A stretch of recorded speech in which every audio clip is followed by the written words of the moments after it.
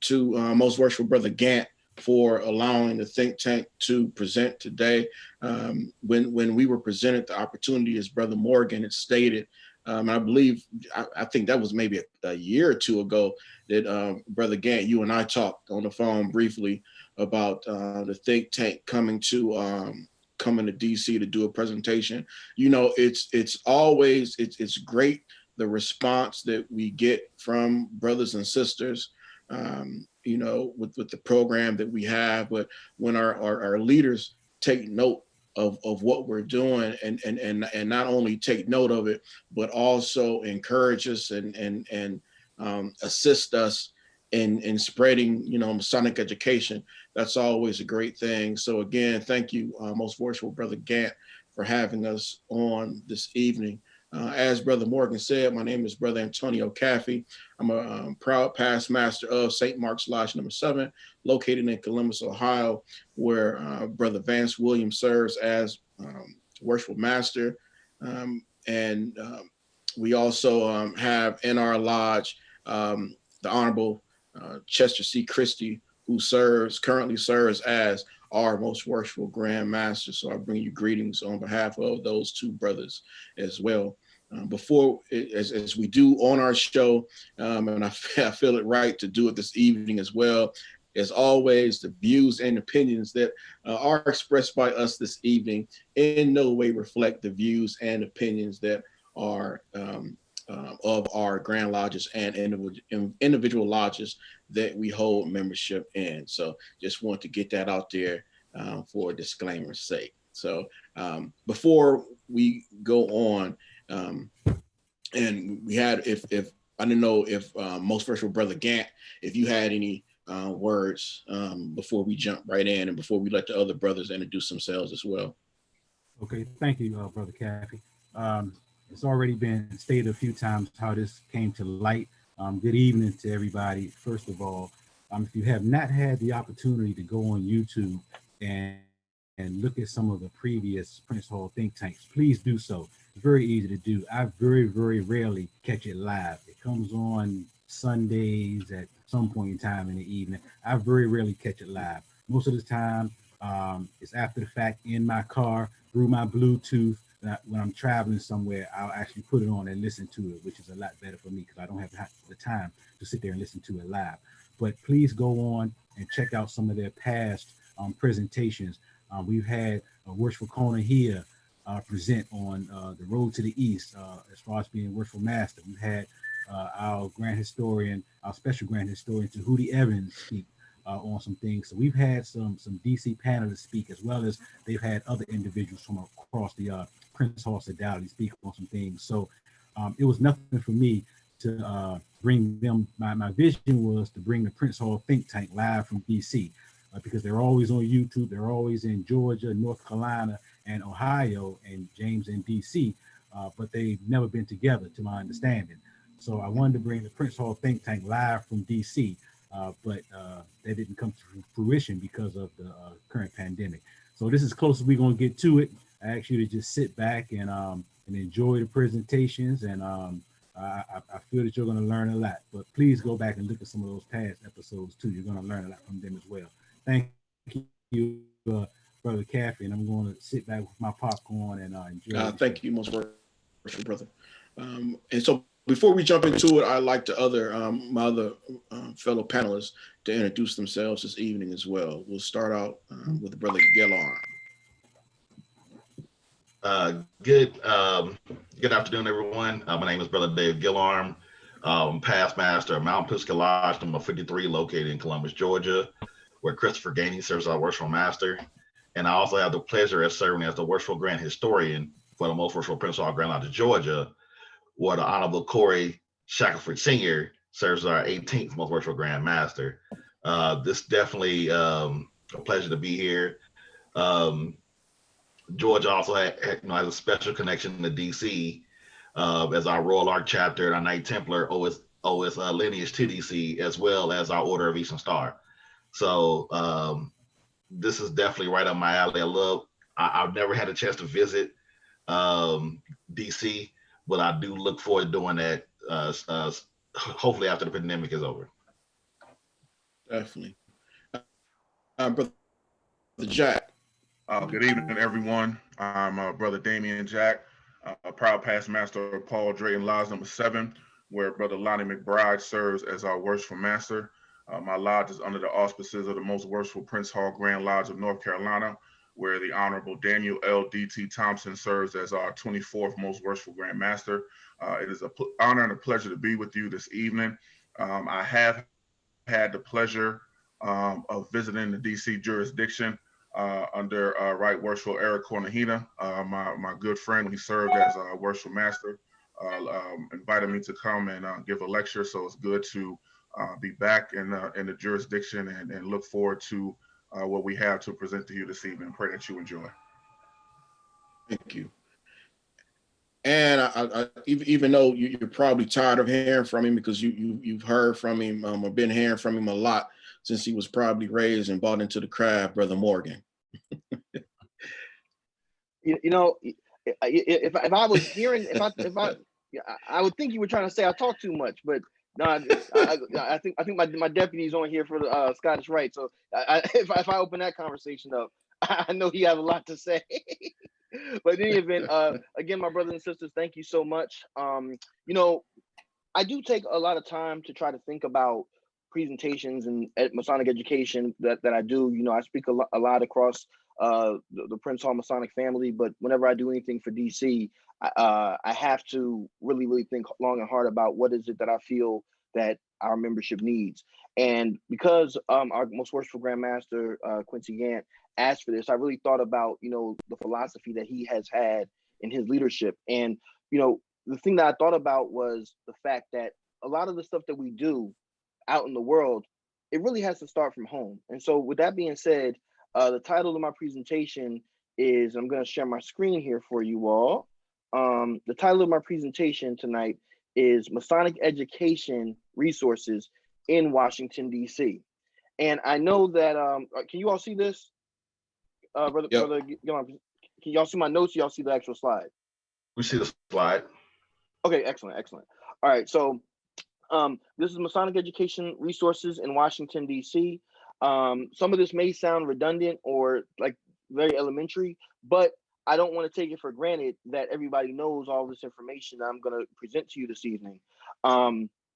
As a quick plug, tomorrow night is actually the next episode of the Prince Hall Think Tank. It's entitled A Century of Confusion, Dissecting Grimshaw's Work. And I'm sure many of you know, but for those who do not, the gentleman on your left with the mustache is none other than William H. Grimshaw, who once served our jurisdiction as Most Worshipful Grand Master back at the turn of the 20th century. He authored a book entitled The History of Freemasonry Among Colored People, which for many years was used as an official history of Prince Hall Freemasonry for the first probably half of the 20th century. But in the second half of the 20th century, many of the things that he wrote have been found to be inaccurate. And so we're going to have a discussion about that and DC's role in that. But as you all know, now I'm going to sidestep real quick and say this. As much as we get beat up in DC for the fact that we produced past Grandmaster Grimshaw and his work, has been found to be an error in some ways, I'm proud to say that DC, we have a very rich writing tradition with Brother Roundtree. I've contributed a book to the history. So I think we've made up many times over for that. But tomorrow night, if you go on youtube.com/the Prince Hall Think Tank, set your reminders, 8:30 tomorrow, we'll be having a discussion with none other than John Williams, former president of the Philaxis Society. So let's talk about some at-home resources that you can be utilizing right now for Masonic education. I know we're all locked down for the most part because of COVID, or we can't go to the places that we normally would like to, even our temple. But one of the things that I want to encourage you all to do during this time, and I'm more than happy to assist anyone in the DC jurisdiction, is think about interviewing some of your fellow members and even recording yourself and your own Masonic experience. We have a lot of elderly members who have a lot of great knowledge, information. There's things that are not written down about your lodge or your chapter or your other pendant body that maybe you should take some time out to call past such and such, or and just maybe say, hey, can we just get on the phone and just talk for a few minutes? really take this time. We've had a lot of time at home this year, more than we normally would, and so I want to encourage you all to do that. Some different web resources that you can be utilizing to research the historic members of not only your family but also of your Masonic organizations are FamilySearch.com, which is actually a free website where you can go online and look up census records and other databases to find material on your ancestors or your Masonic ancestors. I was actually surprised on that website at one point because I went on there and actually found some Prince Hall Grand Lodge proceedings on their website that this organization had digitized out in Salt Lake City, Utah, right? So there's a number of other things that they have available there. Ancestry.com, newspapers.com, which I think both are pretty self-explanatory. These are websites that are very heavy for genealogy research, which I am working towards genealogy certification myself in my private life. But newspapers.com is a very, very rich resource, particularly for our jurisdiction. As I'm sure many of you know, the Washington Bee newspaper, the Colored American, we were so blessed in DC to have newspapers like those that were not only writing about Masonic events, but oftentimes were published by members of our jurisdiction. So you'd be surprised at the details that you might find about Queen Esther Chapter or Felix Lodge Number 3 or Jonathan Davis Consistory. A lot of the events day to day were actually printed in the newspapers back in those days before we had the Masonic Digest. So that's an excellent resource. Also, fold3.com, if anyone is interested in looking up military records, particularly of our members. We had a lot of members from DC who likely served in the Civil War. That's another great place to go for those type of research, for that type of research, as well as the Soldiers and Sailors online database, which is run by the National Archives as well. So make sure you go online and check those resources out. Now, like I was saying, the work starts at home. And, as Grand Historian, one of the things that I am charged to do by the Constitution of our jurisdiction is to assist in maintaining our records, our history, and also trying to collect the histories of other Masonic organizations related to our Grand Lodge. One of the things that has always struck me, though, is how many of our members either don't know or don't utilize the fact that we actually have a Masonic library in our building on the 3rd floor. And I know our most worshipful Grandmaster can testify to this. We have a lot of great resources in the library, and I'm going to talk about Howard University in a minute as well. But if we're not utilizing it, it's not going to serve us any good, even if we have the records. And for some of the organizations have a lot more than others. So if you have somebody in your organization or even yourself, and you've collected all these programs for your anniversary and divine services, or you have that suitcase that maybe past master such and such gave you years ago, consider please donating it to our archives. We would love to have it. I'm proud to say that DC, we are on the ahead of the curve of a lot of jurisdictions regarding our history, but of course, it's never enough. So please, this is actually something you can do in real time, or you can help us to do in real time. Even if you don't have any materials to donate, you can come down, when it's safe to do so, of course, and we can actually talk about some of the projects and things that we've been working on for quite some time here in DC. Another resource that I'm sure you all should know is we have the African American Civil War Museum and Memorial literally right at our front door of our Grand Lodge. We have that's where the statue is, where the memorial is, and across the street is the African American Civil War Museum, which I'm sure we all know, if for nothing else, because a lot of folks, a lot of folks try to park over there or used to or what have you. But try to go inside when it's safe to do so as well, and check out those resources, because you would be surprised at how many members of our jurisdiction were in the Civil War and involved. And if you don't know, those silver plates around that statue contain the names of every United States colored troop, except for those in the Navy. Everybody who was on land during the Civil War, their names are listed there, and many of them were members of our jurisdiction. The Civil War Museum was founded by Dr. Frank Smith, who I'm sure many of you know as a member of our Grand Master's Lodge, Redemption Lodge number 24, and there he is. I'm proud to say that for over 2 decades, our Grand Lodge has consistently not only donated finances, but also donated our extended archives to the Moreland Spingarn Research Center at Howard University. And so, oftentimes when we get close to the Black History Month programs and stuff, a lot of people will try to make appointments to go up there and whatnot, and that's fine. But don't just do it for February, year round.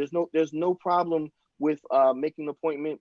I'm happy to work with you on that to go up there and look at the minute books. I mean, especially some of the earlier lodges and chapters, you all are really blessed. And I don't know if we all appreciate that because it's so much at our fingertips, but we have a lot of amazing documents and artifacts up at Howard University.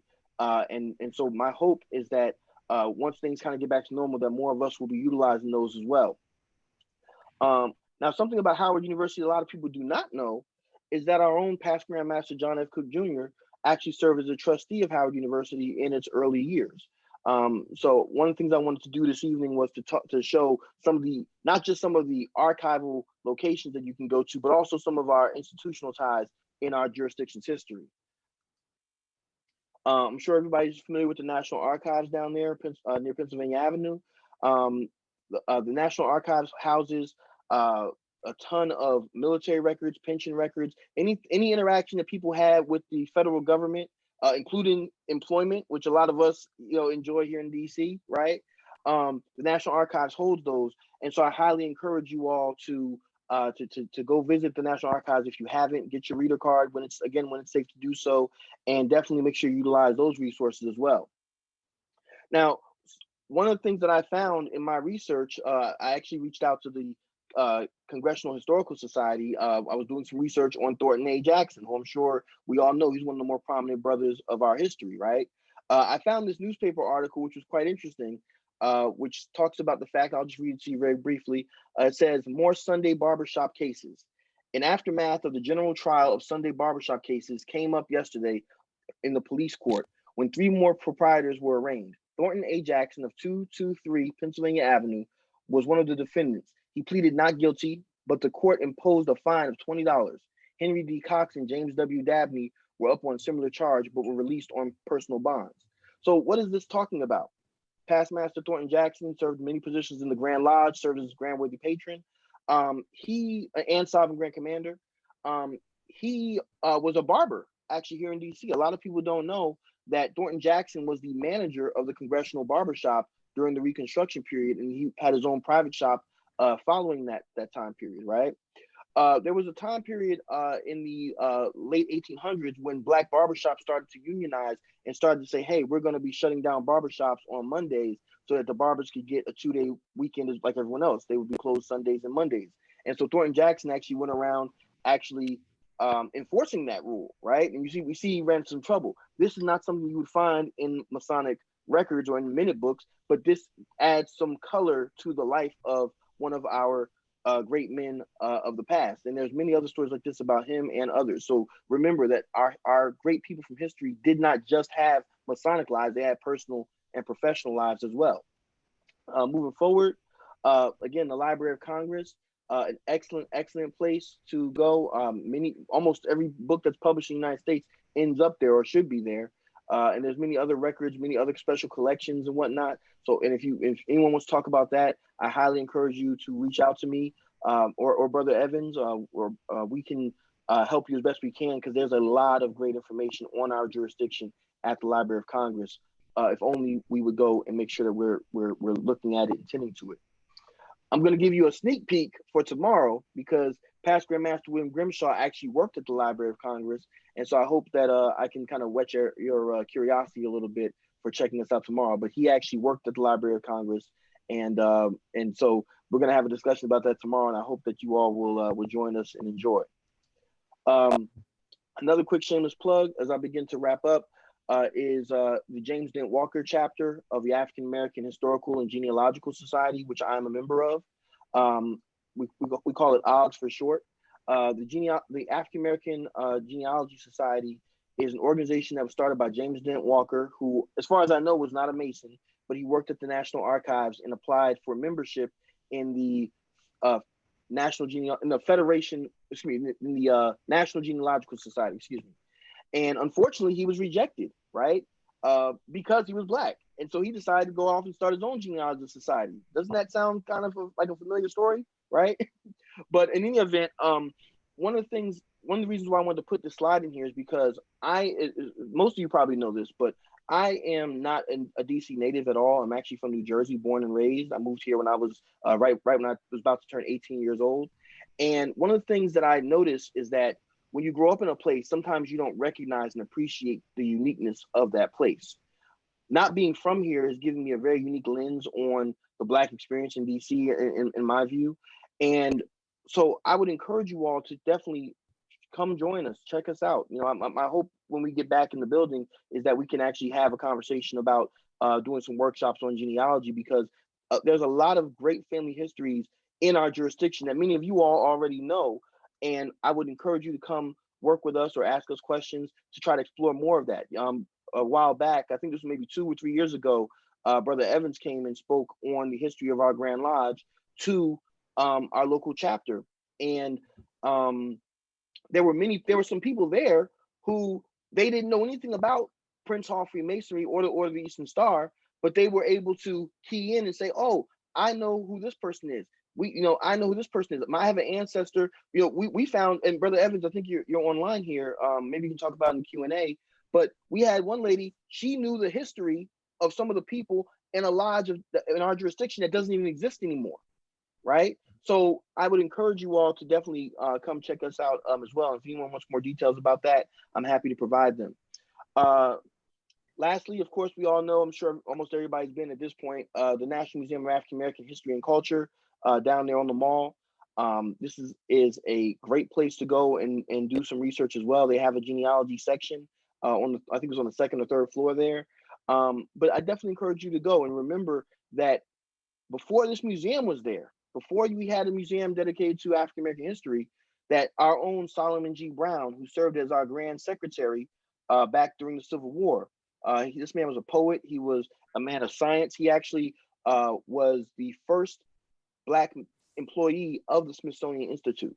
So remember, every time you go past that museum, that it sits partially on the shoulders of our own past Grand Secretary Solomon G. Brown. Okay. In closing, I'd like to leave you with the words of our own Dr. Charles H. Wesley, who was a member of Hiram Lodge number 4, and you can see some of his other accomplishments there. He said that Prince Hall stands out as an unusual man, a leader without a peer in the ranks of Masons of all lands. And my brothers and sisters, it is my personal opinion that Washington, D.C. stands out among the jurisdictions of Prince Hall Freemasonry. And it is my hope that we take the torch of those who've gone on before us and that we pass it on to the next generation. So with that being said, I will gladly pass the mic on to the next presenter. Thank you. Thank you, Brother Morgan, for that excellent presentation. And, it's just funny how things work, and especially with how we do the think tank. We have a set agenda, or as far as how we want to do things, and then sometimes something happens and it works, because Brother Morgan, actually we had him set up to go last, but it makes sense. Actually, it did make sense for him to go first, from speaking from a local perspective and then broadening it out. So kudos to that brother for not only the presentation, but for everything that he's doing. I had to welcome you all to DC, brother. I had to exactly. And somehow it works, good brother. Somehow it works. So, but before I jump into my presentation, which I'm going to talk about candidate instruction, I did want to piggyback off of what Most Worshipful Brother Gant said when he stated that two brothers, Brother Konahia and Brother Evans from your jurisdiction, have been on our shows, separate episodes. If you look at the views that we got on both of those shows, those have been some of our most viewed shows from those brothers that we're still getting a lot of feedback, great feedback on. So DC has helped us out as a think tank. They've helped us out a lot in regards to giving us great panelists and great presentations, and we're going to keep on dipping into that DC knowledge. So thank you to brothers for helping us and assisting us with that. We really, not only we appreciate it, but again, looking at the views, a lot of our viewers appreciated that as well. So thank you. So I want to share my screen. This is always an adventure when I try to share my screen. So as the brothers know, let me see if I can do it. All right, can everyone see that? Yes. All right, it only took me once. Usually it's half the show. All right, so I want to tonight talk about candidate instruction. And, you know, from the standpoint of anything, when we talk about Masonic education, for me, it starts at the foundation, you know, so anything we do, we have to first start with our candidates, you know, who's coming into the lodge, who's coming into the chapter, and really, you know, taking that, looking at that from a different perspective, I'll say. So, you know, one of the most important roles that we have, you know, within the craft and within the chapter is Masonic education. So, you know, tonight briefly, we just want to talk about that. The late, most worshipful past Grand Master Frederick Kelly of my Grand Lodge, and he was also a past master of my lodge, said, the most important and primary job that a lodge has is to make Masons. So our core, like what we were built to do, was make Masons. And by that, I think he meant that, you know, to instruct individuals to improve themselves, because obviously if you improve yourself, then you're going to improve the community in which you reside. So that's our chief responsibility. So if that's the case, a great deal of time and resources should be spent to train and retain good Masons and Eastern Stars. So the lodge and the chapter should train new members to become knowledgeable, contributing value-adding resources to our order while they're being made. And that's the key, while they're being made, not afterwards. You know, we continue the education afterwards, but during the process that we have people going through to join our organization, we need to take advantage of that. Past Master Jimmy Plummer, who was a past master in my lodge, one time we were sitting down at our Grenadier Club, our local Grenadier Club, and he has said that, you know, for the 3 or 4 months that you have someone going through the process to become a Mason, you have a person's mind. And you need to take that seriously, and you need to make sure that you're putting the right things Masonically, you know, or for the Eastern Stars, you know, for the order, you need to make sure that you're inputting the right information so that person can grow within their membership. All right, so that's what we're going to talk about briefly tonight. Those things. All right. Can you see the next slide? I just want to make sure once again. I'm always paranoid. Yes, you can, brother. All right. So we're just going to go over a few things. So, you know, how training and retaining good Masons or Eastern Stars. We're going to, you know, talk about our Masonic experience. And that's something that we need to be mindful of. At the same time that we're bringing folks into the lodge, we're also increasing our knowledge as well. You know, when we're giving these lectures and these, you know, symbolisms and different things to the candidates, we're not only giving it to the candidate, but we're giving it to everyone that's present as well. So, you know, talking about and knowing your own Masonic experience, and then, you know, the tools that we need to be a more effective instructor. So, you know, before we discuss, you know, the particulars of as far as a Masonic education program, we want to first discuss how adults learn. And this is one of the most important things, again, that we need to understand as we're teaching, you know, as we're instructing folks that are coming in our organization, in our fraternity. All right, so we need to understand these things. One, that adults decide for themselves what's important to be learned. So, you know, you can give them all the information in the world, but they're going to now you can tell them, you know, what's important, but for the most part, adults are going to make up their own minds as to what's important to them. Adults also need to validate the information based on their beliefs and experiences. So, again, we're dealing with adults that we're bringing into our organization, and they're going to weigh what you're teaching them against what they truly believe in and the experiences that they've been through. Adults also expect what they're learning to be immediately useful. So can I apply what you're telling me to my everyday life? Adults also have much experience upon which to draw. So, they may be stuck in their ways or have fixed viewpoints, and we need to understand that as we're trying to convey this information.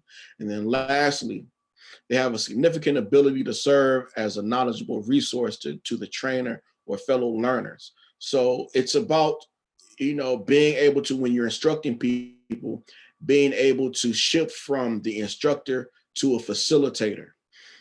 I know one thing that when we have Masonic study sessions at my lodge, and I tell the brothers all the time that I'm not an expert in anything. I may know a few things, but I don't consider myself an expert. But what I do know and know how to do is facilitate conversations. So I may start something off or introduce a topic, but I want the brothers that are present to chime in so that everyone can learn from each other. And we need to also implement something like that as we're conducting our study sessions as well.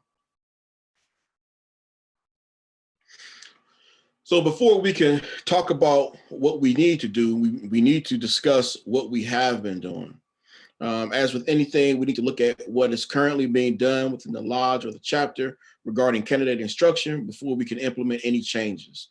And this should occur also within chapter meetings. But more importantly, I think it should occur during lodge meetings or during chapter meetings overall, so you can get more views and input and buy-in from those that are present. So within our program, we want to ask ourselves some questions. What are some of the things that we think that the lodge should work to improve the process? So what do we need to work on to improve the process that we have? What do we hope to accomplish during our new candidate education program? How do the activities that occur during the new candidate education program affect the long-term success of the lodge?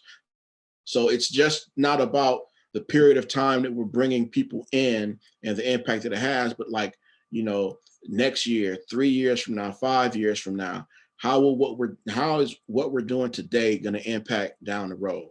And then how will all of these activities help the new brothers and sisters fit into our organization as well? So will this help them and assist them in assimilating into our chapters and lodges?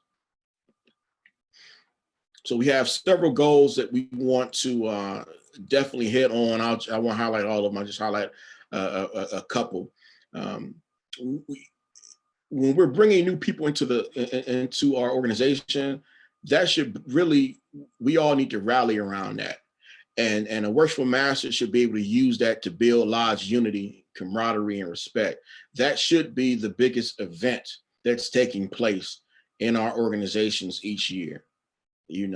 I understand, we need to do certain things to, raise money. We need to do certain things also to socialize, because, being cordial to one another and socializing with one another is important. But again, the most important thing is making sure that we're perpetuating what we're doing, and we only can do that by bringing in the right new, not just members, but the right members. So we can use this as a way to build our unity within our organization, camaraderie, and respect. We also, one of the most important thing is we want to stimulate intellectual growth and individual identity by teaching the principles of Freemasonry or the Order of the Eastern Star. So again, using this time to really delve into a person's intellect and to get them thinking about themselves and the many lessons that we teach individuals coming into our fraternity. So when we talk about roles and responsibilities, now a lot of lodges, and it varies, I believe from lodges, and it varies throughout jurisdictions. In Ohio, the primary instructor for our candidates is that's housed within our senior deacon. So that's the person that's primarily responsible for that. Although the senior deacon tends to have a committee of brothers that assist him in instructing the candidates. But as a senior deacon, Kenneth Reinhardt, he's one of my past masters now, but when he was senior deacon, I remember he stood up in our lodge and said, like, these are not my candidates. These are the lodge's candidates, and it really got people thinking about that. It's, he may be responsible for the overall progressing through the degrees, but it's the lodge's responsibility. But when we talk about the individual or the individual instructor, be it senior deacon, whomever that's tasked, has been given that task by the worshipful master, we want to make sure that they clearly define the specifics and expectations of the candidate instruction to all folks coming in to the fraternity, so that everyone's on the same page. They want to articulate to the candidate also articulate that education plan to the lodge members as well, because the more the lodge understands what their role is, the more, again, buy-in you have and assistance that you receive, and the people that are coming through will benefit from that. And they also want to ensure that all activities within the plan uphold the values of Freemasonry.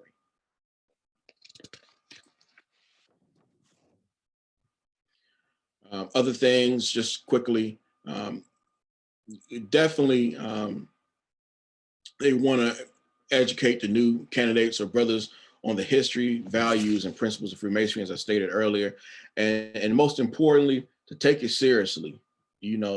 Take the process seriously. The lodge, the instructor, everyone should take that process very, very seriously. All right. So when we talk about like how we, so we talked about how adults learn.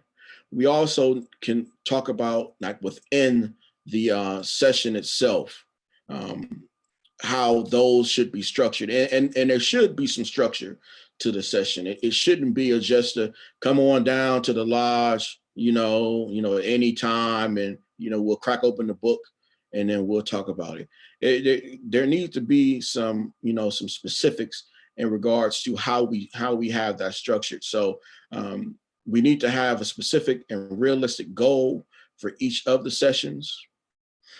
One of the most important things is adhering to a predetermined begin and end time. So if we're telling our candidates that we're going to start each session at 7 o'clock and we're going to end, say, at 8:30, we need to hold ourselves accountable to that, and we need to hold the candidates accountable to that as well. And then we want to make sure that we're pushing the brother or the sister that's coming to these sessions of instruction, and really, again, challenge them and get them thinking about what they're doing, and really ask them questions about certain items within the ritual and what they mean to what they may mean to them, as far as how they can apply that to their everyday lives. All right.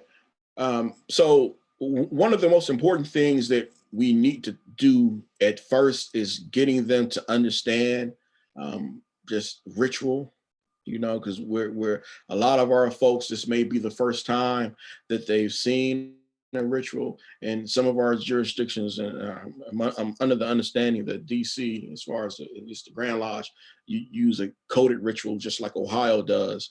And that can be very, very intimidating for folks to see that, because it looks like just a completely different language when they see it. So we want to make them feel as comfortable as possible. We need to also realize that, that first night coming in and the ritual that they go through, that we bring folks into the organization, they're not going to remember all of that, right off the bat. Some of us may be lucky to do, but for the most part, folks aren't going to be able to retain all of that. So I know when I served as senior deacon, the first thing that I did was when we went over the ritual, we actually walked through the entire process again, reading from the ritual so that they could realize that they were an active part of what was taking place. And so that they can start connecting the dots. And I found that to be very, very successful. So that's one thing. And when it comes to the coda ritual, it's also important to help them realize that, there were countless other folks that have come through the lodge, had felt the same way they did when they first saw that ritual, and how in the world am I going to memorize this or learn it or understand it, let alone memorize a lot of it, and letting them know that there are a whole bunch of other folks, and there's some parts of the ritual that speaks to that there's some people that have done it before, and we have faith in them that they can do it as well. So a couple things. Definitely teaching them the explanation behind every question and answer, so that they can apply it to their lives. They want to relate it, again, going back to what we talked about in regards to how adults learn. We definitely want to help them connect what's in the ritual to their own lives so that they can see the benefits of it as well. And then just helping them understand that, when we get to that certain portion, it's just a simple conversation between two brothers. One brother's asking some questions and you're going to provide the answers. And that's all it is. So again, the more comfortable you make them feel about it, the more they're going to feel at ease. And then that's going to allow them to learn faster. All right. When it comes to, so when I was talking about a simple agenda, this is something that I found, again, when I was senior deacon, and something that a lot of our lodges implemented within our jurisdiction, as far as just setting an agenda for your session. So as always, we always want to start out with prayer. You want to do a roll call of the candidates, to make sure everyone is present. In the old business, if you cover anything from the previous meeting that you had, this would be a time to go over that, so that you give them some homework that they were supposed to bring back, or research something specific or whatever. And this would be the time to do that. Then we start delving into instruction time. So you can split that up into two sessions. One where we're talking about the proficiency. So that this is when we're going over the proficiency with the candidate. And then after that, we want to have a time when we talk about Masonic symbolism or history. So this is the time we want to talk about the lectures, symbolism charges, or the history of the craft. New business is anything that, you want them to work on as far as specific projects, or, which we'll talk about, briefly on the next slide or next couple of slides, and then ending that in prayer. What having an agenda does, and constantly just having this structure like this, by the time the candidate is done with the instructions and they're full members, when they start coming to the business meetings, they're going to be used to how the structure of a meeting, as far as how we open and how we conduct business and different things like that. It's not going to seem foreign to them because you're introducing it to them while they're going through the degrees. So ultimately, like I said, we want to create an experience for the person. We want to, do different things with them that really leaves an impression upon them, so that 5 years, 10 years from now, they're thinking back to that time that they were coming through. So just a couple of things that you can do to heighten the experience. You can have the along with the worshipful master or another brother of the lodge, you can have your candidates that's coming through visit elderly members of the lodge, go to their homes once COVID is over and done with. But have them go to the homes to visit them, to talk about their experiences within the fraternity. Now, you need to warn the candidates that are coming through. Some of our older brothers, they love to talk. So you need to make sure that they have enough time set aside to hear that. But that will really, I think, help them appreciate the craft as well, to hear some of those old stories. Visiting other lodges. A lot of times we think that, you only can visit another lodge once you're a master mason or you're finished the process. But if you have a fellow craft and another lodge is working on the fellow craft degree, and I know at least in Ohio, and again maybe different in DC, that candidate, if they're with a brother, a master mason of the lodge, which is usually the senior deacon or instructor, they can visit that lodge once they're working on that degree. Again, this does two things. One, it gets them used to understanding that we do and should visit other lodges, and also two, it helps them see the ritual that they've already been through, and that will also help with their education as well. And then after that, it was just coming up with just different ways, to help brothers and sisters understand the importance of what they have. On their anniversary that they came into the organization, sending cards or letters to them, on their anniversary, thanking them for joining, and then saying, hey, why don't you come to the next meeting, so that they can you can be recognized on your Masonic anniversary, and just doing just various things, but just creating an experience so that the better the experience, the more people are going to value it, and then the more you will see them well past when they were raised. So again, candidate instruction is one of the most important things, in my opinion, that we should be concentrating on within our order. And that is the end of my presentation. All right, so thank you all for listening. Next, we'll have Brother Gillarm. Kathy. Yes. Quick comment on your presentation. Yes. Thank you very much, sir. However, let me amend just a few things. Okay. Every time you said brother or lodge, let me add sister and chapter. Definitely. Because they definitely can't be left out. Now, I just hope the sisters in their mind that every time he said brother or chapter, you just automatically related it to yourself. You just got to remember that some of our brothers, they constantly presenting to our brothers because they may not be as enthralled on the OES side like we are. So we kind of switch back and forth a lot, like myself. So Brother Kathy, definitely, I know it was no intent, but that's your presentation was to lodges and brothers. And we definitely need our sisters. And so I hope as he presented, the sisters just shifted your mind to sisters and chapters and use the same information. Yep. Okay, just make it applicable to yourselves. So just look at it that way.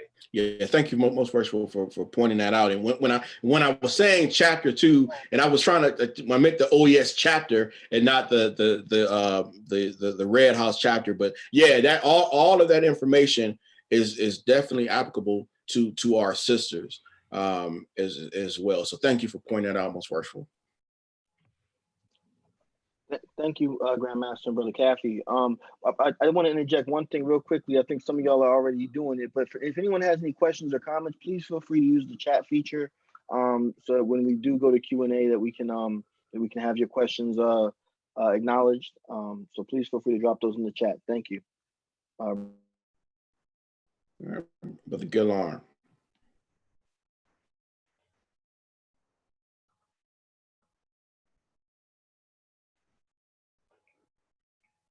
All right. I take it everybody can see my screen. Yep. Okay. All right. Usually this presentation is a little bit longer. I shortened it just for this this particular presentation. Looking at and it's kind of funny how things go. Myself and James didn't really talk that much prior to this particular show. But our presentations kind of go hand in hand. It always just ends up like that. So I titled this one, Researching Outside of the Box, Using Non-Masonic Sources for Masonic Research. One of the things I get a lot is somebody may contact me and say that, that their grandfather or their grandmother was a member of the organization, and they want to find out more stuff on them. And they want to see if there were lodge minutes or chapter minutes available to research that person. And I had one brother, this was probably a couple of months ago. He asked me particularly about his grandfather. And he said that his grandfather was a member of my lodge. And so as I started questioning about who was his grandfather, well, what was his grandfather's name, and around the time he lived, during the conversation, I told him that there's very few things that's going to be covered in lodge minutes regarding a person's life. And I'll get into that shortly. But the key thing that to take away from that, his grandmother was still living, and he never thought to ask his grandmother anything about his grandfather's basically Masonic career. And so she would have been the best person to ask, because she was right there dealing with him, attending lodge meetings and functions and everything else. So she would be able to tell you more than any lodge minutes or anything would ever be able to hold. But I'll get into that a little bit later. So the biggest thing when you start in research is you got to determine what exactly you'll be researching. We deal with a lot of people, and they just say that they're doing research on their lodge. And it's just extremely general, and that can lead you into all types of places. So the best thing is start to streamline it, determine exactly what you're looking for, or some idea of what you're looking for, and go from there. Now, it may spider web out into other things, but at least you'll have an idea. And the next step is to formulate a plan. When you formulate a plan, you dictate how much time that you're willing to set aside to do this research, because everybody's busy. You got your work life, you got your personal life, you got so many other things going on. And as many of you are probably researchers as well, you start finding one thing, and then you're up at 2 or 3 o'clock in the morning on the internet or reading books or something like that. So you want to formulate a plan as to how you're going to attack this, how much time you want to spend, and also how much money that you're willing to spend and put into this research, because it's not cheap doing some certain types of research. And the biggest thing is, don't be afraid to ask for help. I know many of us have we have some type of pride, so we want to do everything ourselves. But there may be other people that have different pieces of the puzzle. I contact James, Antonio, Damien several times throughout several research projects. But you can't be afraid to ask for help, because you never know who may have that piece that you're just missing. Now, why would we use non-Masonic sources? So you can do this at your own convenience. You get a chance, access your lodge or your chapter minutes, and see how much information that you can find out about yourself from your own lodge or chapter minutes. And you're gonna see it's very minimal. Many times you go to a meeting, they're probably gonna tell you the business is probably gonna record you voting on making a motion for a certain issue, or that you paid dues, or something very minute. But it's not going to tell you that you just graduated from college. It's not going to tell you about your marriage or your kids or some other personal things about your life. And without that, and you think how many lodge meetings or chapter meetings that you may have per month, you may just have 2 meetings. But what's going on the rest of the 28 days of the month? So that's why you would have to use one reason why you have to use non-Masonic sources to do Masonic research. Because if you're researching about a person, and if you're only looking at the lodge minutes or the chapter minutes, you're going to miss 90% of the story. And same thing about your Grand Lodge proceedings. You may have a very prominent member of your Grand Lodge or Grand Chapter. It could have been the Grand Master or the Grand Worthy Matron. While their addresses and stuff, their thoughts during that session are going to be recorded, it's not going to record the rest of stuff that's going on in their lives. So you're going to have to look outside of that to find out stuff about that person. And some of the things that you can use are census reports. Census reports in my since I've been doing research have been tremendous. Um, it would not only would tell you stuff about that person, it would tell you about who lived in that household, where they lived. Some of them would tell you how much money that person had, what the type of assets were, what their career was. Um, it will help you build your research when you're dealing with a person. With family trees, not only have I've done my own family tree, I've created two family tree for two of our past Grand Masters when I was doing research on them. So not only did I get the chance to learn about them, I learned about their parents, brothers and sisters, their wives, their kids. So I'll be able to get a bigger picture of who that type of person was in regards to their family. So creating the family tree, not only for yourself, but if you're doing research on a person, it may give you a bigger picture of who that type person was. With newspaper articles, Brother James has hit on that earlier. We were very blessed in Georgia. We have a paper called the Savannah Tribune, which was started by two of our past Grand Masters, and then it was edited by our Grand Secretary, who also became a Grand Worthy Patron for like 50 years. And in that paper, it told all kind of stuff that was going on between the Grand Lodge and the Grand Chapter, individual members of other fraternal organizations. So it was an absolute treasure. So you would have to use newspaper articles to help broaden the story when you doing research. And death certificates. For me, growing up doing research, trailing my mom around the libraries and stuff. One thing I learned was that death was absolute. So if I'm looking for a person, I may not know where they were born. I may not know who their parents were, or a lot of other stuff in the beginning, but I would know the end. And the end will be the death. So I will go to their grave. I will learn about who, not only them at their grave, but who's in their plot. Then their cause of death, who signed the death certificate, and I would start from the grave, then work my way backwards as much as I could to their birth. But to me, that was the easiest thing, and it helps tell the story when I get a chance to look at death certificates when I'm doing research on a person.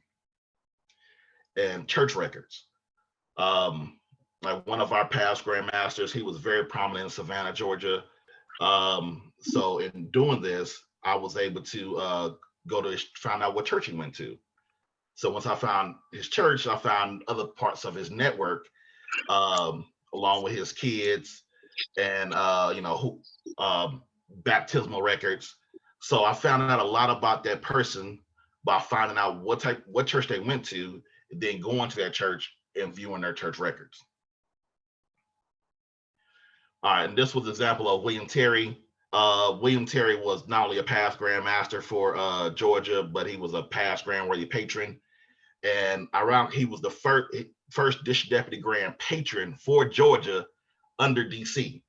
So I stated earlier, DC chartered the chapters that later formed the Grand Chapter of Georgia, and William Terry was the deputy. But looking at this, it helped me get a picture of not only who he was, but other stuff about him, such as where he lived. 4th Avenue in Columbus was where all the affluent Blacks lived. So now that I'm looking at this, I can say that, William Terry just wasn't an average person. This guy was somebody that was part of the upper class of the African American community. Then I have his wife's name, so I'll be able to research him, where I can research her as well. And then with him being a coal dealer, I was able to go and access other business records to see how big his business was. And he had a very big coal and wood shipping business. So just this right here helped me do so many different levels of research. And And on the right, we have an example of a newspaper article where Bishop Henry McNeil Turner, who I believe his son became a Grand Master in DC, and Bishop Turner was a member here in Georgia, along with our first Grand Master, and they were speaking out about the Klan's activities. So now I got to get a deeper, I got to look at them in depth, because now not only do I know that not only were they Masons, they were very prominent, they were very outspoken as well. And they wanted the public to know their opinions, and they weren't afraid. So it kind of gave me an idea of what type of character these men have. So when you look at this, when you start using these sources, it just gives the person so much more depth. And lastly, your research may not just deal with history. You may deal with symbolism, and you will have to use non-Masonic sources to understand the Masonic symbolism, such as alchemy or Hermeticism. And you can read these books. There's different types of subjects different types of books that you can read on, non-Masonic books, that will help you so much, give you so much more understanding of symbolism in the lodge and in the chapter, because there's a lot of things that's within the chapter as well. So lastly, I guess in conclusion, in order to do Masonic research, you have to use non-Masonic topics or non-Masonic sources. There are plenty of sources that you can use. The fact is, just go out there and just research, and don't be afraid to ask for help. And that concludes my presentation.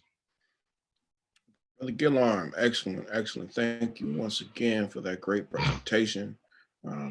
I think it's interesting, because I think, going off of what you said, and then listening to some of the things that I've said during my presentation in regards to how, we need to see Masonry, the Order Eastern Star, anything that we're in, it's just a part of our lives. And if that's truly the case, then like you said, using non-Masonic resources to do research, it makes sense, as a branch of ourselves. So thank you for that. Brother Jack. Yes, sir. You have, as always, given me the undaunting task of following you, gentlemen. You always answer. You always come up with something good, bro. One of these days, I'll be able to go first at some point. But as we want to get started, can everyone see the screen here? Yes, sir. All right. So my portion of the presentation this evening is I wanted to talk about how to formulate and present lectures. For those who have not heard me before, my biggest niche or my biggest strength is to be able to present lectures and go and speak in different places. Is something that I have enjoyed doing. As I stated earlier, I had the great honor in 2018, I believe, to speak at Worshipful Eric Konohina's Lodge in April of 2018, something I definitely enjoyed. And it's just something that, for me, keeps my zeal and my passion within the organization. So I wanted to talk this evening about how to formulate and present lectures. So in beginning, first I want to talk about what is a lecture. A lecture is defined in Webster's dictionary as an educational talk to an audience. It is given to convey critical information, history, backgrounds, and theories. I love to use this quote by Eric Mazer, where he says, lectures is the transfer of the notes of the lecturer to the notes of the student without passing through either. So as we give lectures, as those who give lectures, any type of lectures or presentation, what you give as the teacher, as the instructor, is passed forward to the student so that they may pass it forward to others. So definitely when Brother Caffrey was talking about candidate instruction, that is definitely important because you are given an educational talk or some type of education to the audience, and the audience being your candidates. And one thing that I always say, the three most important things, in my opinion, in the order is who's doing the teaching, what they're teaching, and how they are teaching. So in formulation, I use this quote: 100 words put together to formulate an excuse will never provide a solution. And what I mean by that is when you're getting ready to formulate a lecture, when you put something, when you be able to put something together, you have to make it meaningful. Not just putting, together a bunch of things to make yourself sound good or to make yourself sound, sound that you're intelligent. Because once again, what you're giving is going to be passed down, and it becomes a vicious cycle. So when you get ready to formulate a plan, formulate a lecture, make sure you have viable, not just viable information, but viable sources. Always be able to back up what you say, and I'll be discussing that later on in the lecture. So as you get ready to formulate your lecture, to me, the first thing you have to worry about, the first thing that you should ask yourself about is, who is your audience going to be? When I get ready to go, when I'm asked to give lectures in various jurisdictions or even in other lodges, I'm always cautious of who the audience is going to be. The picture that I have in the background is a picture of the Apollo Theater. For those who do not know, I am a native born and raised in Harlem, New York. So I had to give a picture of the Apollo Theater, mainly because if you have ever gone or watched Showtime at the Apollo, you know that you cannot come onto that stage with nothing weak, nothing bad, or else you are definitely going to get booed off that stage. So I use that audience as an example, because you have to know who your audience is, understand who you are going to be speaking in front of, and be able to present that information, which is the reason why I gave the quote as far as formulation. Walter Lippmann just gave the quote: it requires wisdom to understand wisdom. The music is nothing if the audience is deaf.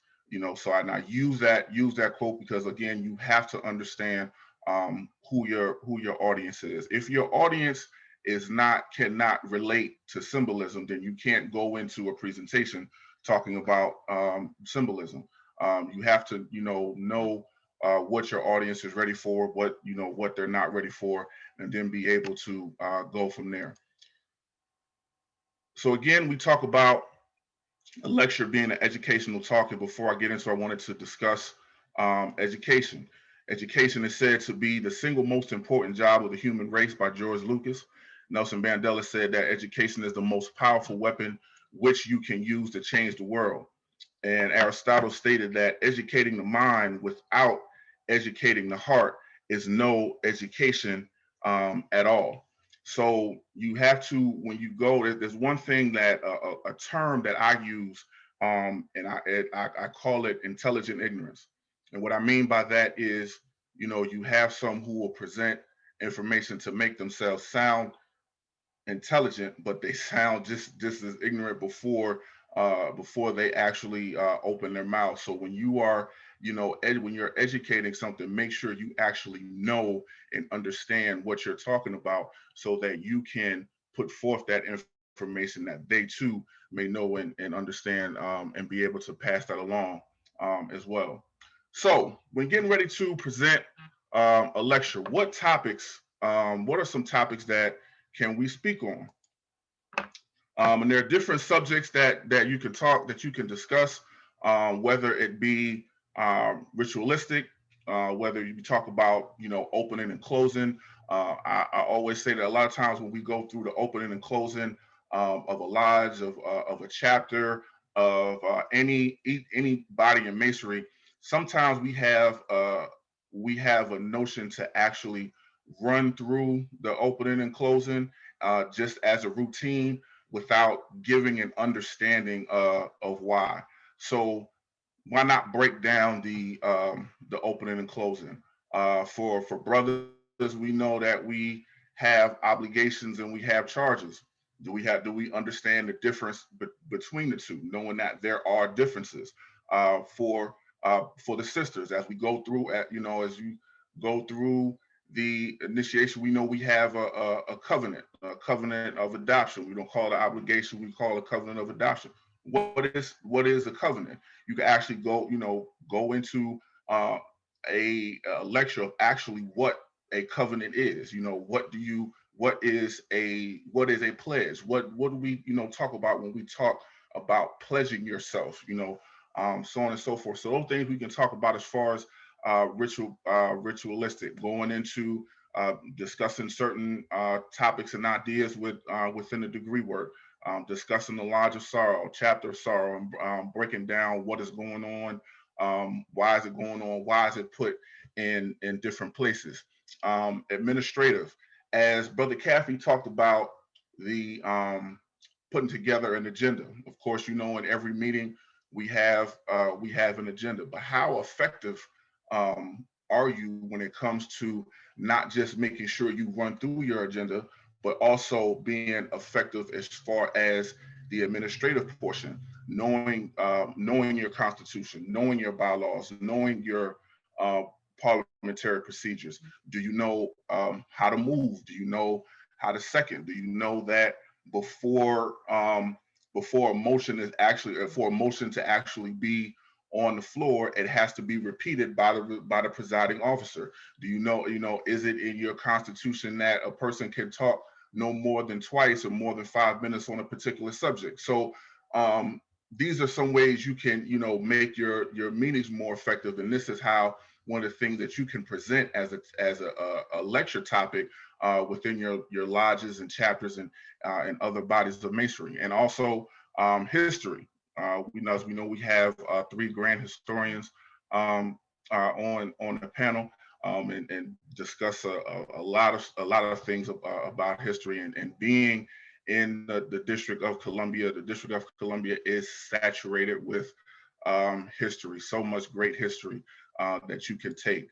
So when it comes to history, I wanted to give just a brief that I would go over. Of course, you see to the right you have your Grand Lodge building, and to the left you have the great Howard University. I'm sure James' mic is mute, but I know he's screaming on the other end with him being a Howard alum. And so a couple of things that I wanted to do was just put a quick correlation of Howard and the jurisdiction.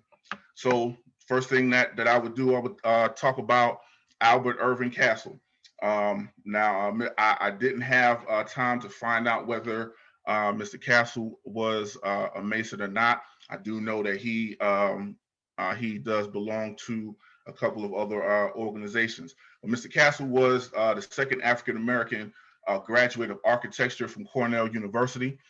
He is considered the third African-American to be a registered architect in Washington, D.C. in 1928. He's considered the first dean of the Department of Architecture at Howard University.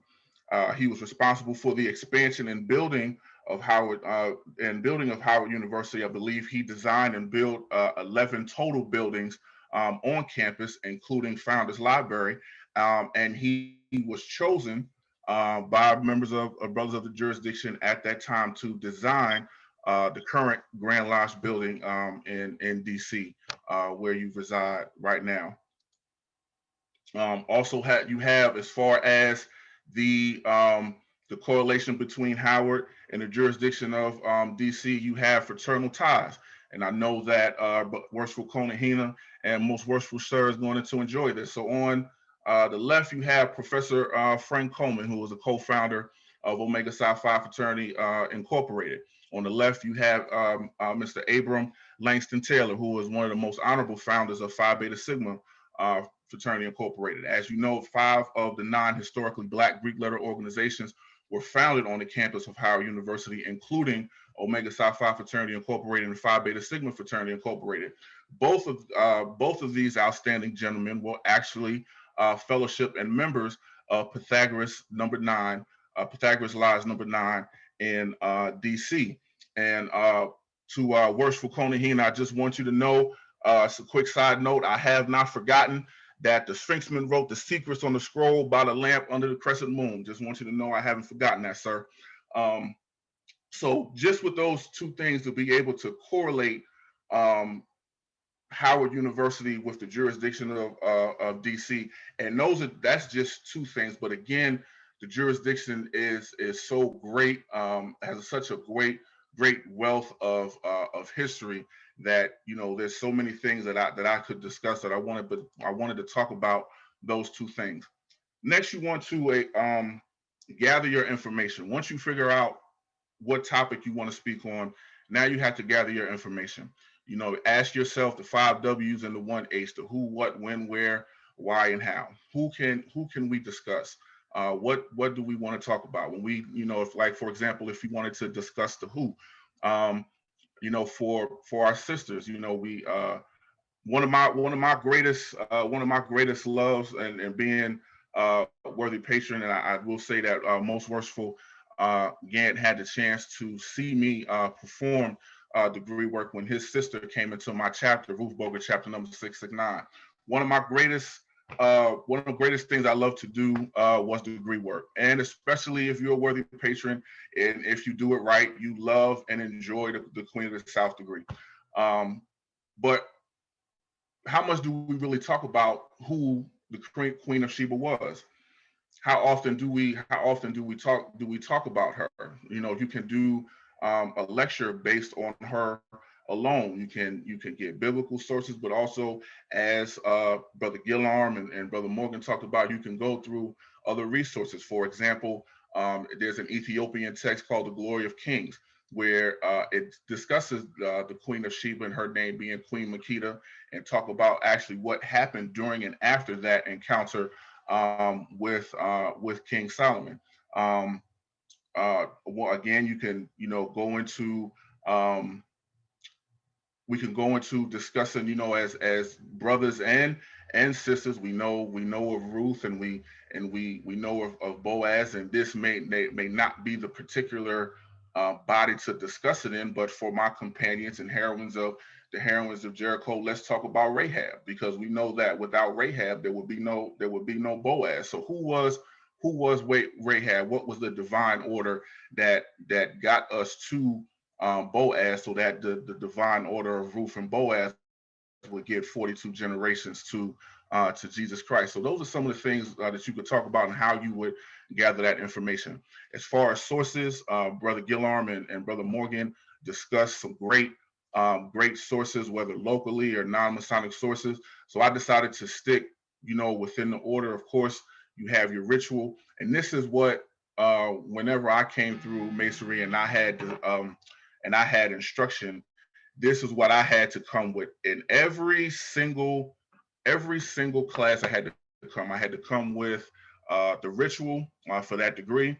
I had to come with the dictionary, and I had to come with the King James Version of the Bible. So when I give my instruction, when I give my lectures, I usually go from those sources. I have expanded to other volumes of sacred law, and as Brother Gillarm talked about, other non-Masonic sources, just like I put at the bottom, relating to the audience. So when I do relate to the audience, I like to use movies. I like to use music. I like to use different quotes from books. As you see, I put different quotes and things, so to give you an understanding of where we come from. An example of that, one of my favorite trilogies is the Matrix trilogy. So I give an example from that movie to discuss leadership. The great one of the scenes that I use is after, in the third Matrix, when they come back to Zion, all the captains come back to Zion, and they use that EMP to stop all the machines, and they meet with Commander Locke. Commander Locke looks at him and he says, 3 captains, one ship. Hopefully, the other ships were used for other meaningless circumstances. And he tells the captains that the council wants to see them, and I have to go salvage the debacle. And the captain looks at him and says, well, Commander Locke, I thought we just saved the dock. And this is what leadership is about. He says, that's the problem with you people. You can't see 5 minutes in front of your face. That EMP knocked out every CPU and machine throughout the dock. And if I was the machines, I would come and attack right now. He said, save the dock. You just gave it to him on a silver platter. What was that? What do I use that as an example of? As a leader, you have to look past what the average person may see. You have to look at every avenue and what decision, what consequence is going to happen from every decision that's made. So when he decided to have them use the EMP, he knew what the consequences were going to be. So that's an example of how you can use a movie to discuss just anything within the order and tie it within the order. So those are just some of the sources that you can use when gathering your information. But now you have the presentation. And I found this quote, and I love this quote. Dorothy Sarnoff said, make sure you finish speaking before your audience has finished listening. The last thing that you want to do is you want to always make sure that your audience stays engaged, that your audience is understanding what you're talking about, that you still have the attention of your audience, because once you lose your audience, that's pretty much it. So when you make your presentation, don't make it too long to where you lose your audience, but don't make it too short where the audience is looking at you and saying, well, what next? Give them just enough just to make them want more, but enough that they enjoy it and they take, and most importantly, they take something from it.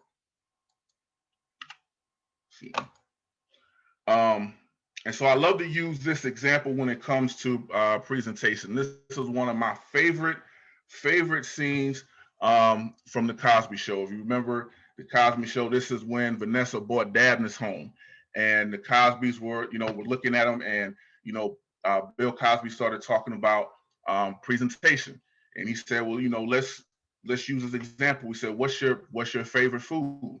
And he started, Dabney said his favorite food was steak. And he said, okay, let's just say you had a porterhouse. And he said, well, what else would you like? He said, you would like some potatoes. Okay, you got the roasted potatoes. Let's say you wanted mushrooms. So you got your porterhouse steak, you got your red potatoes, you got your sauteed mushrooms. Now I'm going to give this to you, but I'm not going to give this to you on a plate. He said, I'm going to give this to him. I'm going to take the garbage can lid off the garbage. I'm going to put your steak, put your potatoes, put your mushrooms, and I'm going to give it to you. He said, it's not what I'm giving to you, it's the presentation. And that's how she presented him in the garbage can lid. So when you give your presentation, I say, don't give garbage can lid presentation. And what I mean by that is, don't have something good and worthwhile for the people to listen to, but you give it to them in a garbage can type of way. And so I finished with that. Excuse me, I'm sitting here going backwards. I finished with that looking at this logo. This is the logo of Eric Thomas. And he did not give the quote on the side, but I give the logo of Eric Thomas because if you ever heard Eric Thomas speak, he is a motivational speaker. He always has a lot of energy. He always has energy. And the size of your audience does not matter. I remember going to a different jurisdiction. I drove 7-8+ hours getting ready to give a lecture, and I believe there may have been only 10 or 12 people in the audience. But the same energy that I would have if there was 20 or 30 people, I still gave to that 10. Why?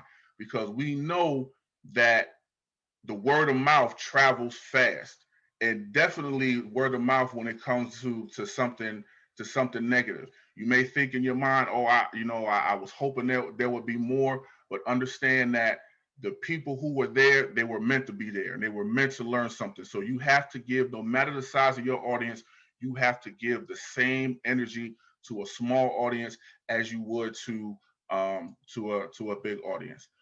Brothers and sisters, that is my presentation. I pray that you have enjoyed. Thank you, and God bless.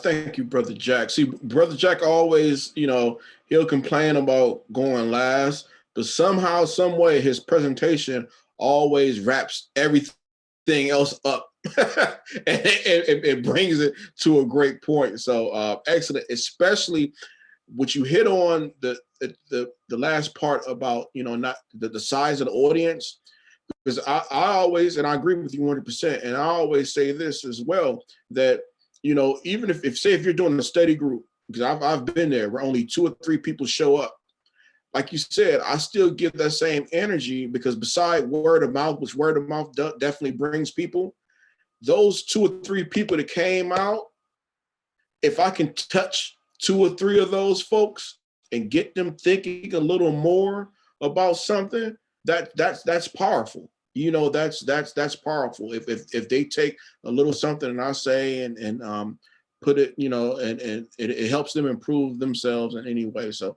thank you for that. Brother Morgan, let's go to questions. I see we have some questions in the chat. Certainly.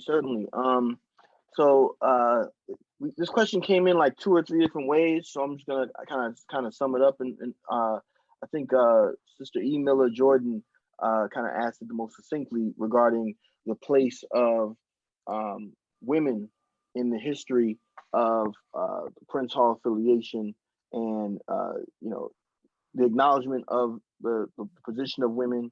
I think that was kind of a recurrent theme in the chat. If I may, Brother Caff, I'd like to address that.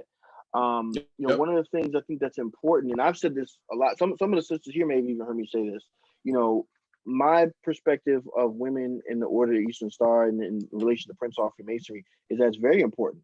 Most of you all know I wrote a book, and there's a section in there where I talked about before you had the formulation of Eastern Star chapters and Herons and Geraldine courts and all that stuff. You had wives clubs way back when for the wives of the Master Masons, right? And that's very important history, very important work. But one of the things that I highly encourage the sisters to do is to be researching and writing your history. And as your grand historian here in DC, I am more than happy to assist. But I particularly don't try to write that history because I respect the voices of Black women and of women in general. And I think that you all have a voice that needs to be heard. And that's something that I cannot do, or that we cannot do per se.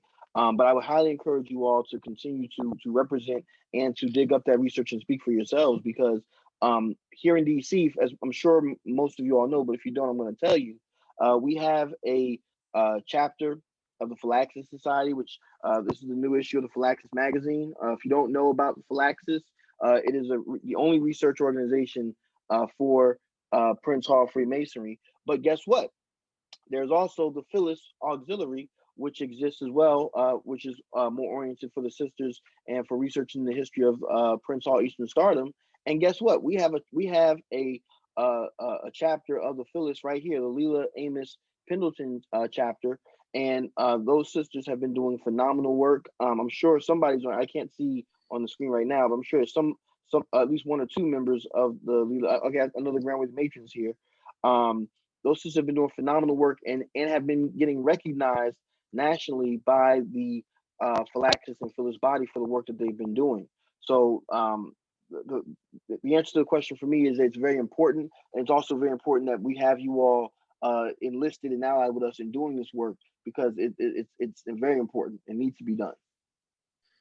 Yeah, and I don't like once a year, and I think we started this a couple of years ago, but we have one episode where we let the sisters come on and take over the show. We're not even on there. They come on and they present.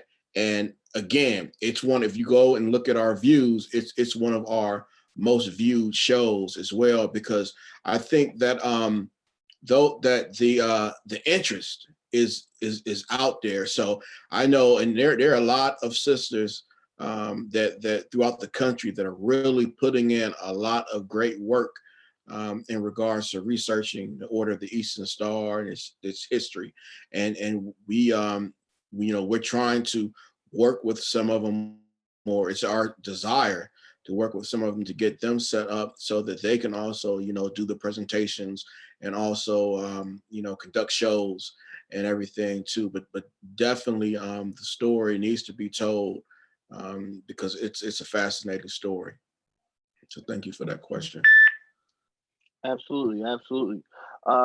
Another question which was asked by Sister Nataki McMurray, which is she wants to know, has the process of orientation and education changed in order to adapt to the growing understanding of pedagogy of the adult learner of modern times?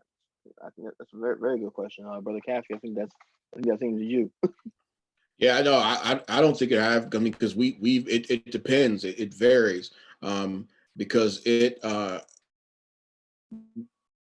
some of our lodges and chapters, we teach the same thing. Well, we've been teaching the same thing for so many years, but we've been teaching it the same way. And I think with lacking of that adult learning information, or that how adults learn. I was in another life, I was a trainer, and I still train on several topics at my job. And one of the things that I've always stressed, and I think Brother Jack hit on it, in regards to, you can have great information, but if you can't relay it, or and make it understandable to the person that you're instructing, then what are you really teaching? So I think it's something as organizations, as grand lodges and grand chapters, that we can look at a little more, in regards to not necessarily making it easier, but just understanding that, and it changes, the same way that we instructed folks back in the 30s, 40s, 50s, if we're still instructing the same way and things have changed, that's something definitely we need to take a look at and see if we need to update how we're teaching. Not may not update the information, but definitely update how.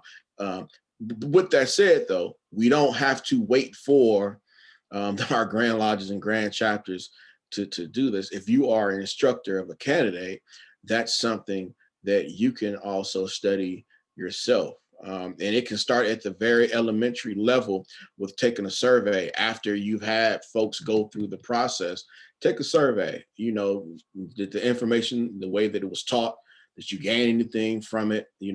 What do you think about this? So, I'm a big survey person, and getting information on there off of those surveys, and then using that as a tool to implement change. Thank you, Brother Caffey. We had oh, you know what? Before I do that, this is important, sisters, of you all being present and speaking for yourselves. I was in there a second ago as well, not also mentioning the Venetia C. Besalou Research and Education chapter also is another outlet for education, particularly oriented for our sisters. And I think we're very unique here in DC because we do have not only a research and education lodge, but also research and education chapter as well. So there's many other aspects for education for the ladies that are unique to DC. I will add. We have a question here. Most worshipful Grandmaster, are you still present? You were on my screen and somehow you got shifted away. If you are you here, Grandmaster? Okay. I'm here. I don't know if okay. Grandmaster, Can you hear me? Yes, sir. Yeah, I hear you. Okay, there you go. I see you. There's a question that came through in the chat, and I think maybe you or your designee would be better qualified to answer this, which is they want Sister McMurray wants to know, will the Masonic College move to start utilizing distance learning, and if so, will there be asynchronous learning opportunities? Yes, I did reply to her directly in regards to that. Okay. I actually have a meeting tomorrow in the District of Columbia. For those of you who do not know, for the few who are on, who do not belong to the jurisdiction, we have a Masonic College here. And I do have a meeting tomorrow where we want to test Google Classrooms, okay, which we're going to use to do the Masonic College online. Okay, so we're going to test that tomorrow. I forget what time the meeting is. I have to check and see. And then we're going to move forward from there. So I did answer her that portion of the question privately, that yes, that is something that we're looking at, online classroom for the Masonic College. Okay, thank you, most worshipful Grandmaster. We have a question here from past master Mark Dickens from James H. Hill 16. He asks, Brother Caffey wants to know if you can address your thoughts regarding the standard of suitable proficiency. What does that actually mean? How should this exam be administered? He says he's sure there's many different interpretations on that important subject. Do you want to start like a lively debate in your lodge? Bring that subject up during the meeting when it comes to like the subject matter of suitable proficiency. You'll definitely start one, but that's good. I think that conversation and that question would be an excellent question for a worshipful master to pose within a lodge to generate a conversation. Yeah, Brother Kathy. Around. Brother Kathy. Yep. You want a more lively discussion? Oh, go ahead. Take it to the OES side and leave the lodges alone. They beat us hands down when it comes to right. Yeah, no, that's right. It's all over because it's just everyone has an opinion on it, right? So both within the chapter and the lodge in regards to like what is suitable. I mean, because I've heard it go from like trying to define like or have a standard to a brother one time saying that it should be left up to each individual if we're voting individually on this particular person's proficiency or whatever. It should be left up to each individual. So either way, my biggest thing is having that conversation within a meeting so that everyone can be on the same page, or at least have some idea about where everyone is coming from. But yeah, no, definitely most worshipful. I can probably, yeah, I'd agree with you there that the livelier conversation would be, in the chapter. But thank you for that. Thank you. We have another question coming in, which is beyond ritual management, administration, history, and protocol, what opportunities exist to engage in learning about the esoteric and mystical elements of Freemasonry? Brother Gillarm, can you respond to that one?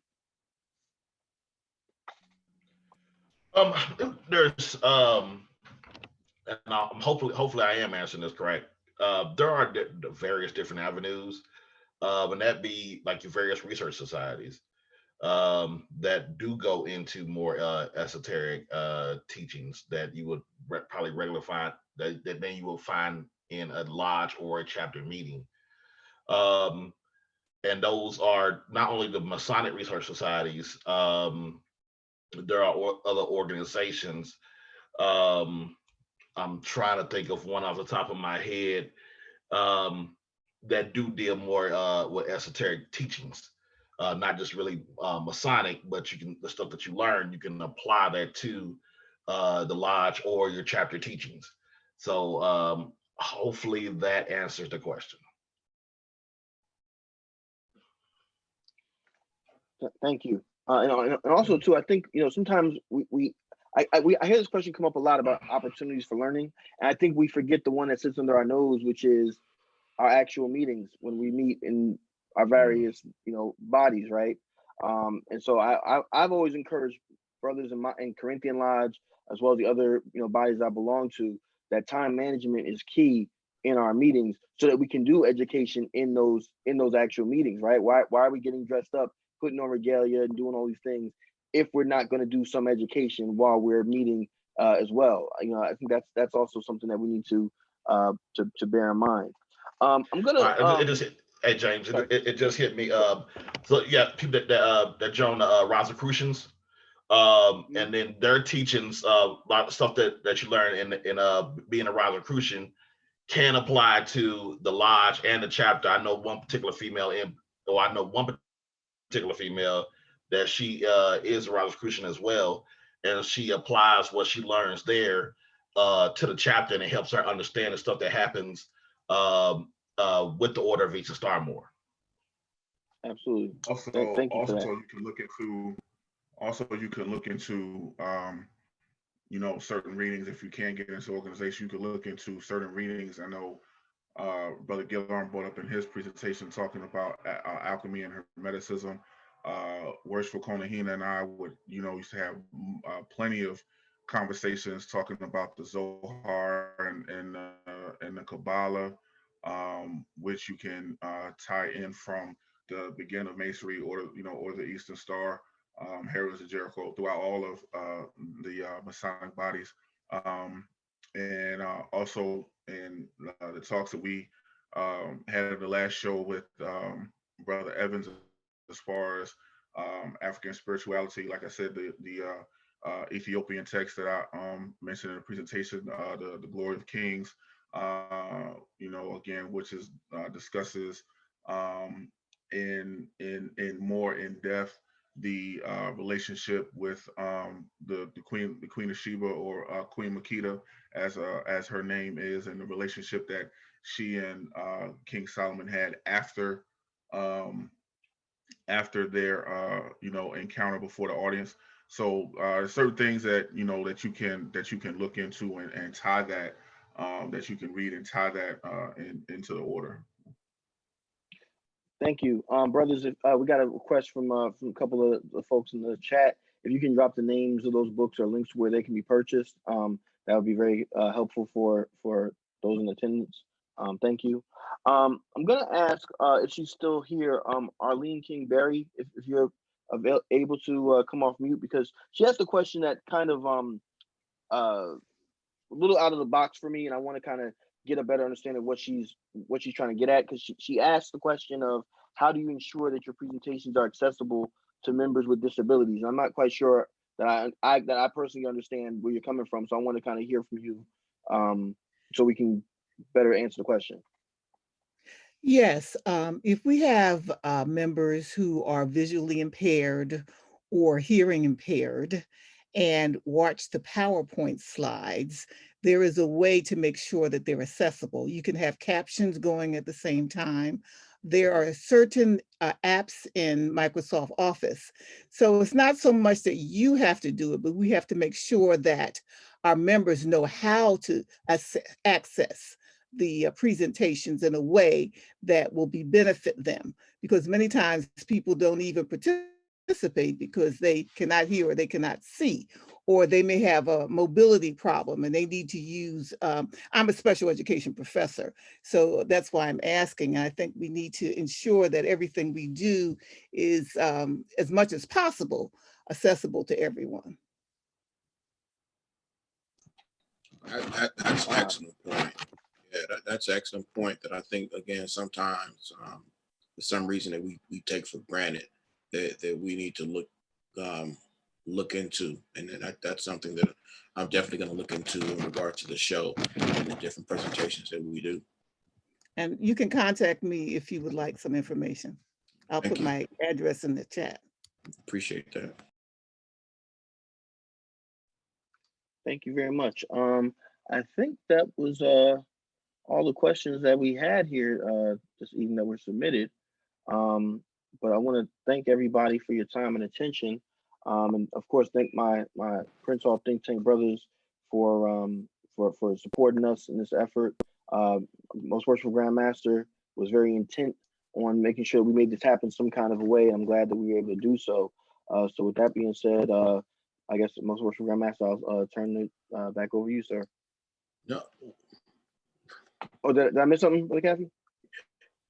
Yeah, but before we let the most worshipful speak, because we're going to let him speak last, I'll just, if Brother Gillarm, Brother Jack, or myself had any closing thoughts before we let most worshipful. My apologies. We start with you, Brother Morgan. Did you have any other closing thoughts before we go to? No, just again, just thank you, brothers, for supporting us and making this a reality. As I've already said, I'm good. Thank you. Jack. To the sisters and brothers of the jurisdiction of the District of Columbia, thank you so much for taking the time out to come and be able to give these presentations to you. We definitely pray that you were able to take something away from this evening.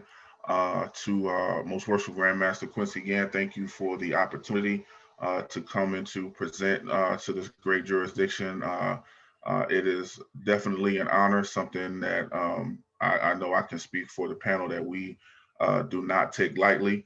And I know that this is the first time that we have presented specifically to just one jurisdiction. So, and I'm sure, knowing that you are a trendsetter, you probably have set a trend, sir. So thank you so much for this great opportunity. We thank you so much. Continue to be safe in this time. This pandemic is not going away anytime soon.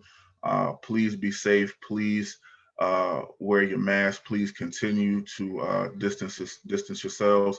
And please go out and vote. Please go out and vote. It is so important. We know that we say every 4 years that this presidential election is the most important one of our lives, but seeing the things that have been happening in the last 3.5 years, we know how important this one is. So if you haven't gone to do so already, please go out and vote. Please get those who are able to go out and vote, but aren't able to go out and vote but can't make it. Make sure that you're able to get them out and vote. And if they can't get out physically, make sure that they can get an absentee ballot. But we need those numbers. So please get out and vote as soon as you can. Thank you all, and God bless you. Thank you, Brother Gillarm.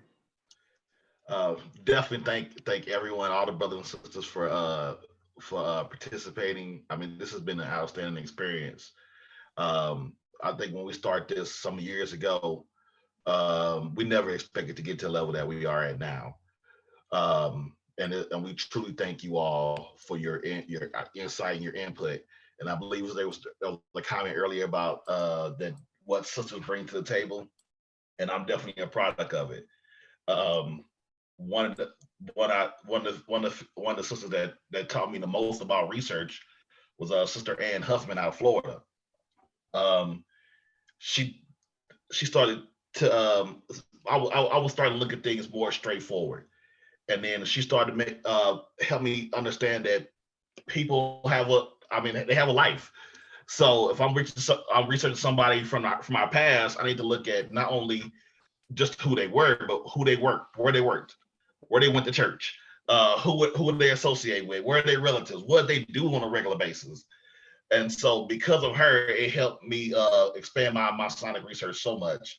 And then looking at the contributions that, especially in the state of Georgia, that our members of the Order Eastern Star have had to help enhance Masonry in Georgia. I mean, we couldn't do it without each other.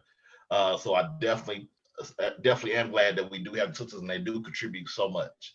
And as always, I got to end it with this. All the panelists know, they know what's coming next. For all the New York Knicks fans out there, next year is going to be our year. Good evening.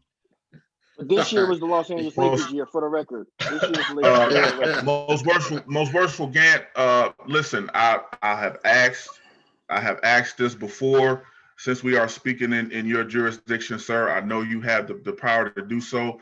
The next time, before we come back on and speak, please put out an edict to make sure that Dave Gillarm never mentions the New York Knicks ever again in your jurisdiction, sir. I would greatly appreciate it. Thank you, sir.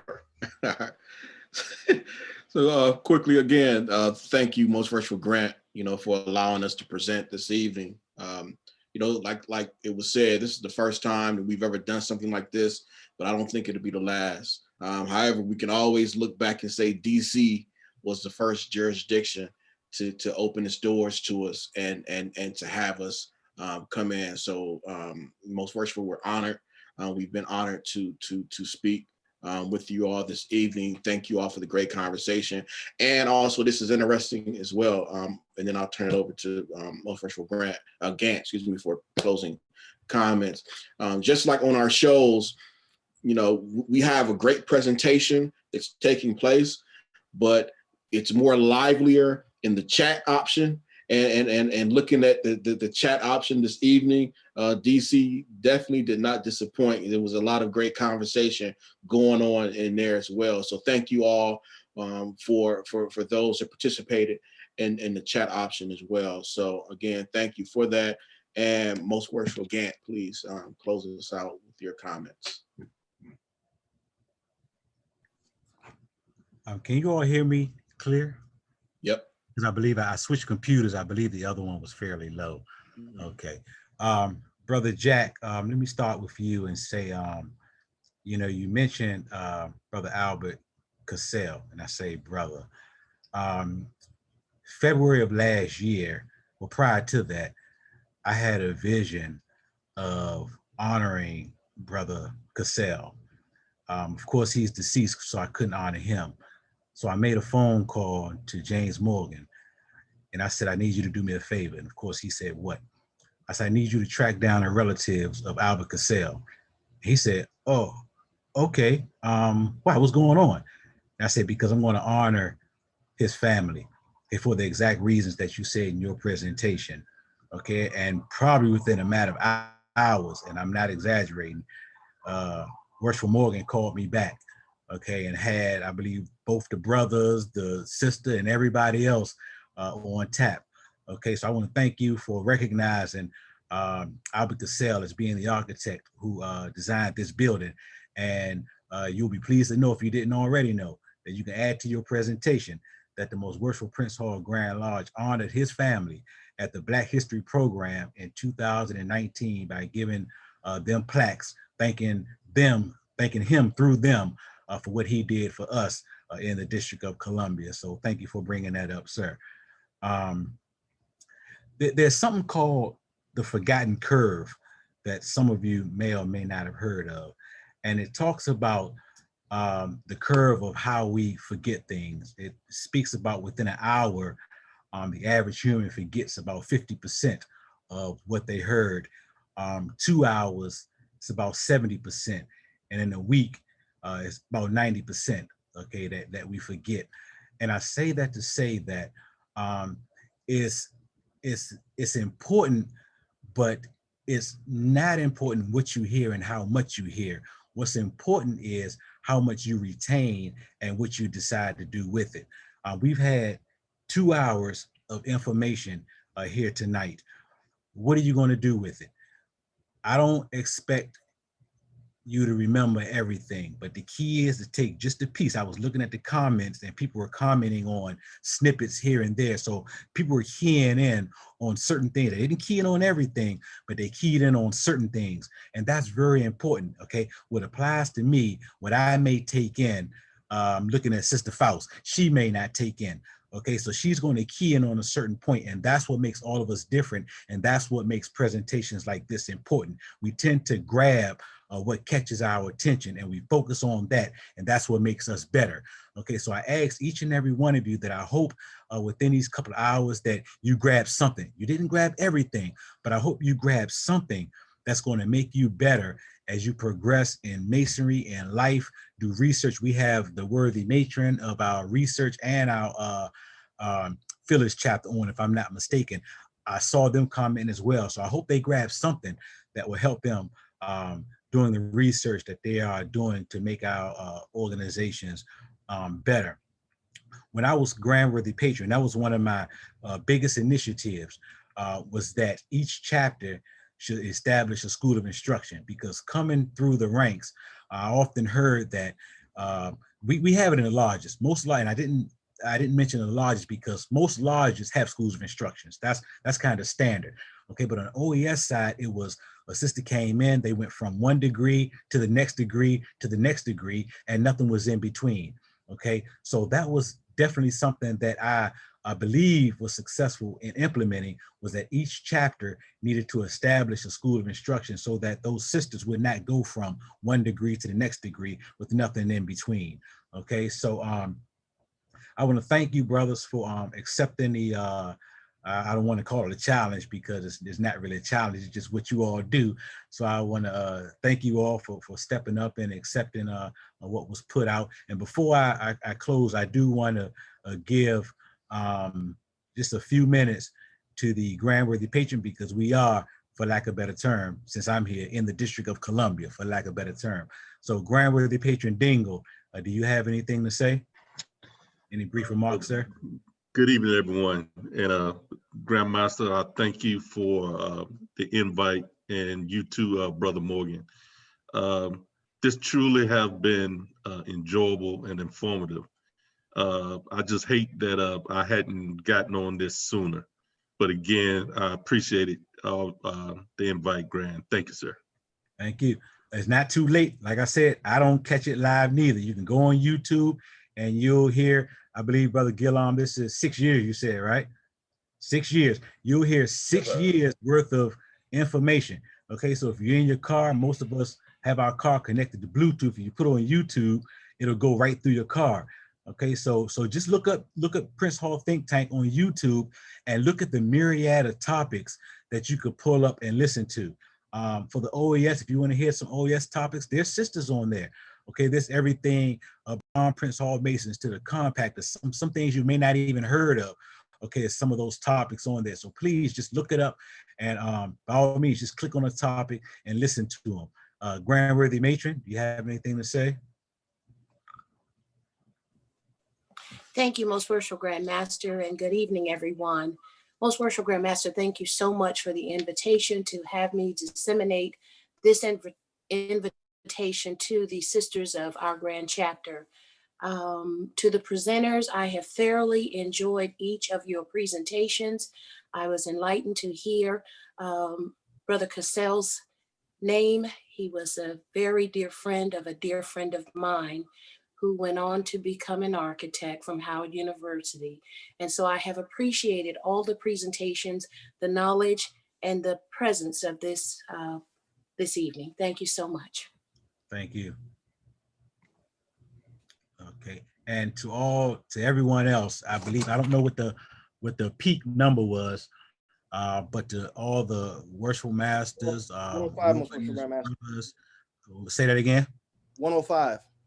105. Okay, to the past grand matrons, past grand patrons, and all the leaders of our jurisdiction, I want to thank you all for spending this time with us.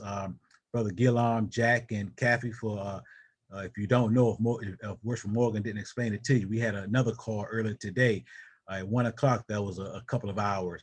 So I just want to appreciate everyone for getting back on at 6 o'clock and spending another couple of hours with us for this information. So thank you all again.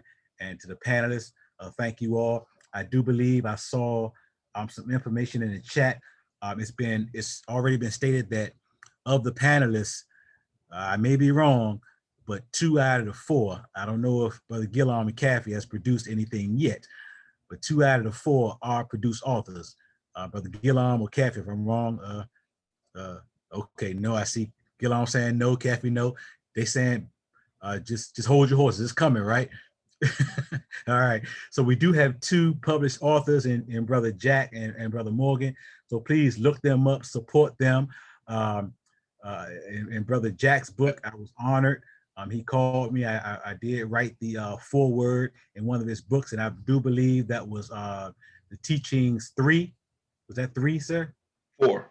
4. Okay, I did write the foreword for Memorable Teachings 4, right? Memorable Teachings. Moments 4, yes, sir. Memorable Moments 4. That's right. Yeah. So please look up Brother Morgan, Brother Jack. They both have published books. It was asked earlier about esoteric learning and things like that. If you haven't noticed, Brother Jack loves symbolism. Okay, if you read his books, he loves referencing one thing and turning it into something else, and you'll get plenty of that in his book. Okay, so Brother Morgan, Brother Jack, please look them up and support them. Thank you, Brother Kathy, for this opportunity, and thank you all so very much for participating, and thank you, panelists. Thank you, Most Worshipful Good Grand evening, Master. everyone.